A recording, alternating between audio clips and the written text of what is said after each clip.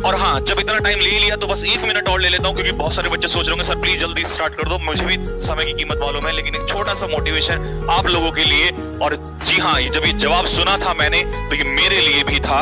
ये मेरे एक स्टूडेंट ने मुझे एक ऐसी बात बोली थी कि उसकी बात सुन के मेरा भी रोंगटे खड़े हो गए थे। शायद आपके दिलों में बात छू जाए तो आंखें नींद से उतार के फेंक देना और बस कॉपी पेन लेके लिखते रहना साथ के साथ, क्योंकि सुनने से शायद तुम्हारे दिल में वो बात बैठ जाए जो तुम्हें अगले 10 दिन तक मोटिवेट रखे।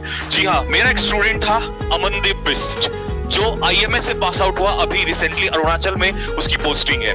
तो अभी मैंने 2 महीने पहले उसका इंटरव्यू लिया था, तो मैं उसके साथ बातचीत कर रहा था। मैंने कहा अमनदीप कि तुम स्टार्टिंग में इतने अच्छे नहीं थे, लेकिन तुम सडनली, क्योंकि वो एक एवरेज स्टूडेंट था, तुम सडनली इतना कैसे, और एकदम से सिलेक्शन IMA के लिए ऐसा क्या तुमने चेंज किया? तुम तो क्लास में लास्ट में बैठा करते थे, अपने दोस्तों के साथ मौज मस्ती किया करते थे, ऐसा क्या रहा कि जो अचानक से तुमने एकदम से बैक टू बैक एग्जाम्स निकालने स्टार्ट कर दिए? मैं तो बहुत गालियां देता था तुम्हें, क्लास में ही बोलता था, लेकिन तुम नहीं पढ़ते थे, फिर भी ऐसा क्या रहा?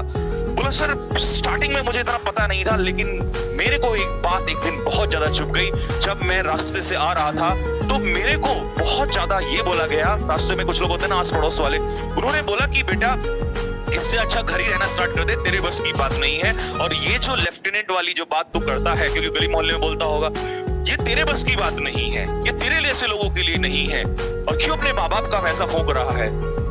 बोला सर मेरे को बोल दिया होता ठीक है, लेकिन उस दिन जो ये माँ बाप वाली जो कुछ और लैंग्वेज उन्होंने बोली थी वो बर्दाश्त नहीं हुई, वो चुभती चली गई। और जिस दिन मैं इंडियन मिलिट्री एकेडमी से पास आउट हो रहा था सर, उस दिन में और उस दिन में ये फर्क था कि जिस दिन मैं इंडियन मिलिट्री एकेडमी से पास आउट हो रहा था, इंडियन मिलिट्री एकेडमी मतलब IMA देहरादून में ही, उस दिन कम से कम 3 से 4 न्यूज़पेपर वाले इस बात का इंतजार कर रहे थे, क्योंकि वो देहरादून से प्रेमनगर से ही था, वो इस बात का केवल इंतजार कर रहे थे कि उसके पेरेंट्स का इंटरव्यू लिया जाए। और सर मेरी माता जी का जो इंटरव्यू था वो 4 अखबार, 3 से 4 अखबारों में था। बस उसी दिन अमनदीप बिस्ट की लाइफ जो सक्सेसफुल हो गई थी। अब मैं जा रहा हूँ अरुणाचल प्रदेश, मुझे क्या मिलेगा या नहीं मिलेगा लाइफ में, that's a different thing, but मैं अपनी लाइफ को सक्सेसफुल समझ चुका हूँ, क्योंकि मेरी वजह से मेरे माता पिता का इंटरव्यू 4 अखबारों में आया और पूरा देहरादून, पूरे आसपास के लोग उन्हें जान चुके हैं। और आज जब वो घर से बाहर निकलते हैं तो ऐसा लोग उन्हें कहते हैं कि अमनदीप बिस्ट, लेफ्टिनेंट अमनदीप बिस्ट के माँ बाप जा रहे हैं।